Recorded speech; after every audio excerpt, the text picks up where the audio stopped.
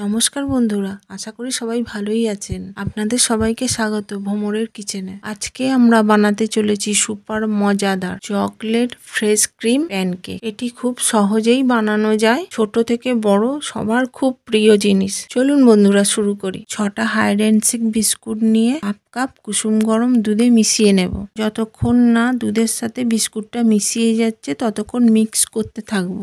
1/4 table spoon baking powder দিয়ে দেব। আবার একবার ভালো করে মিশিয়ে নেব। 10 থেকে 15 মিনিট ঢাকা দিয়ে রেখে দেব। এরপর ননস্টিক তাওয়াটি গরম হলে চামচে করে ব্যাটারটি তাওয়াতে দিয়ে দেব। 2 মিনিট পর উল্টে দেব।